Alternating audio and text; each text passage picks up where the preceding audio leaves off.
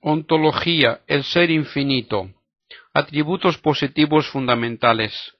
Vida perfecta o inmanencia absoluta. El infinito es una vida perfecta o inmanencia absoluta.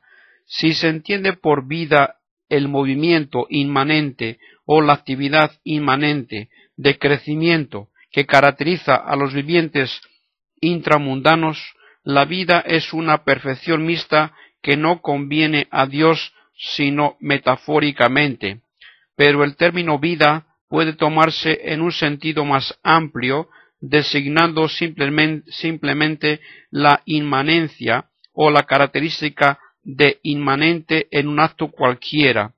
El pensamiento y el querer se llamarán entonces actos vitales en cuanto que estos actos son y permanecen inmanentes al sujeto. Comprendida así, la vida es una perfección simple, pues tales actos no son necesariamente accidentales y pueden identificarse con el sujeto. Dios no es activo, principio de actividad, es obrar subsistente. Perfección simple, la vida pertenece formalmente al infinito, pensamiento y gozo absolutamente inmanentes. La vida divina es evidentemente inmanencia infinita, sin reserva ni restricción, sin dependencia alguna, sin alteración. Personalidad infinita. El infinito es un ser absolutamente personal. El individuo espiritual se llama persona porque posee en grado eminente los atributos de la individualidad, unidad y autonomía. Es, si se quiere, un individuo de rango especial, de cualidad excepcional. Las prerrogativas de la persona se manifiestan en el obrar espiritual del pensar y querer libre. Ellos hacen de la persona un valor en sí, un ser inviolable o sujeto de derechos, a la vez que responsable o sujeto de deberes. La personalidad, consecuencia inmediata del pensar y del querer, es una perfección simple y nos descubre un nuevo atributo del infinito, designa el ser divino como absolutamente autónomo, valor supremo y fin en sí. Siendo infinita la personalidad divina, excluye todas las imperfecciones de la personalidad creada. Dios no es, propiamente hablando, sujeto de derecho ni responsable, esto es, sujeto de deberes, porque estas calificaciones morales y jurídicas implican relaciones de dependencia entre personas y el infinito excluye toda relación de dependencia. La deducción de las perfecciones simples constituye ciertamente una etapa decisiva en el progreso de nuestro conocimiento de Dios. Yo soy capaz de pensar y de amar, soy un ser consciente, soy una persona, esta es mi mayor dignidad. Por ella un abismo me separa de la materia, y soy capaz del infinito, por ella tengo un valor y un destino propios. El infinito, que es mi causa total, posee el infinito, que es mi causa total, posee en sí mismo estos atributos de modo evidente. Mi pensamiento no es sino un pálido reflejo de su pensamiento, mi querer no es sino una participación lejana de su amor y su bienaventuranza. ¿Pueden darse relaciones personales entre el infinito y yo? ¿O bien habrá su trascendencia, abre su trascendencia un infranqueable abismo entre la conciencia infinita y las conciencias finitas, efectos suyos? Este es el nuevo problema que ocupará nuestra atención. Atributos implicados en la causalidad divina como tal. Hemos estudiado hasta aquí la causalidad divina como atributo fundamental, explícitamente contenido en la conclusión a la prueba de la existencia del infinito. Nos queda por precisar lo implicado en este atributo fundamental, o lo que de él pueda deducirse. Haremos esta nueva deducción a la luz de las conclusiones que hemos establecido al considerar las perfecciones simples.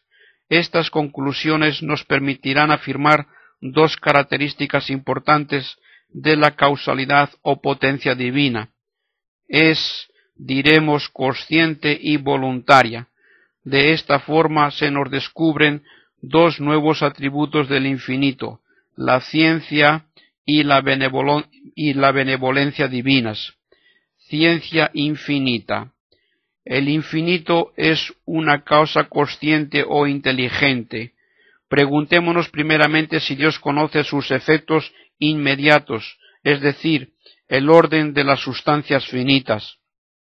Siendo Dios pensamiento o conciencia subsistente, su potencia, que es idéntica a su ser, es necesariamente consciente.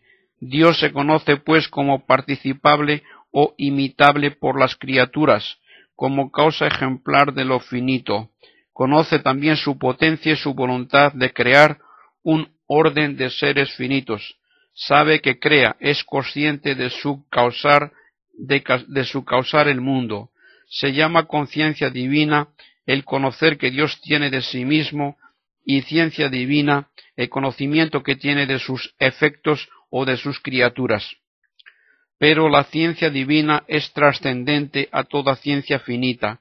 No es una ciencia limitada, que se topa con el misterio o con lo impenetrable, que conquista penosamente su objeto, que disputa a la ignorancia una parte, cada vez más amplia de su dominio. No es una ciencia condicionada por su objeto o por cualquier otra cosa ajena al sujeto conocente. No es una ciencia perfectible, sujeta a los progresos o retrocesos del conocimiento humano. Es una ciencia infinita, como la misma potencia de Dios, conociendo su potencia, que precontiene adecuadamente sus efectos. Dios conoce todas las cosas adecuadamente. Es una ciencia incondicionada, perfectamente inmanente, cuyo objeto o término inmediato no puede ser sino la potencia divina o el mismo ser divino, porque la ciencia divina no puede ser una ciencia recibida, adquirida, dependiente de sus objetos creados. Dios conoce el mundo conociendo su potencia, lo conoce todo en sí mismo y por sí mismo. Dios no conoce el mundo porque el mundo existe, ni porque le haya sido dado como objeto de conocimiento. El mundo existe porque Dios lo conoce y lo quiere, con un conocer y querer perfectamente inmanentes. En fin, la ciencia de Dios es una ciencia inmutable y eterna, por ser incondicionada. La inmanencia perfecta de la ciencia divina es sumamente interesante desde el punto de vista crítico. Estamos en presencia de un saber que por razón de su trascendencia y perfección es totalmente a priori, totalmente subjetivo, en el sentido de que el sujeto conocente es su única norma, su único fundamento y su única garantía. No hay ninguna distancia entre el sujeto y el objeto inmediato, que son idénticos. En lo que respecta al objeto inmediato, esto es, a las criaturas consideradas en sí mismas, no hay posibilidad alguna de error o ignorancia, puesto que el conocimiento divino es quien las causa y quien determina todo cuanto ellas son. Este subjetivismo divino es el conocimiento ideal y modelo eminente de todo conocer. Obsérvese bien que este conocimiento es en otro sentido absolutamente objetivo, esto es, sumiso a su sujeto, y de ninguna manera posición del objeto, ya que el único término inmediato de este conocer es la potencia de Dios, y Dios la conoce tal cual es, por pura conciencia de sí mismo, por pura posesión de sí en la identidad perfecta del sujeto y del objeto, sin inadecuación alguna entre el uno y el otro, en cuanto a los objetos mediatos de la ciencia divina.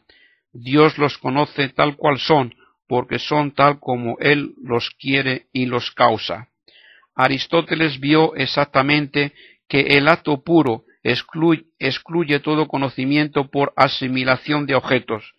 No obstante, no habiendo llegado a descubrir la noción de causa creadora, ni la idea de un conocer por causalidad, tuvo que negar al acto puro todo conocimiento del mundo inferior. Tal conocimiento sería para él un rebajarse, porque hay cosas que más vale no conocer.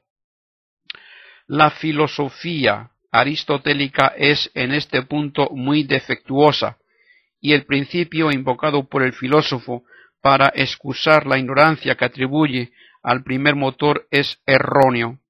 El conocimiento en cuanto tal es siempre un valor y jamás un envilecimiento, porque el sujeto conocente eleva el objeto conocido al nivel de su propia perfección, ya que todo acto de conocer es inmanente. Solamente por una razón accidental al orden de conocer puede haber ciertas cosas que es preferible ignorar, porque la humana debilidad llevaría a desearlas contra el orden moral.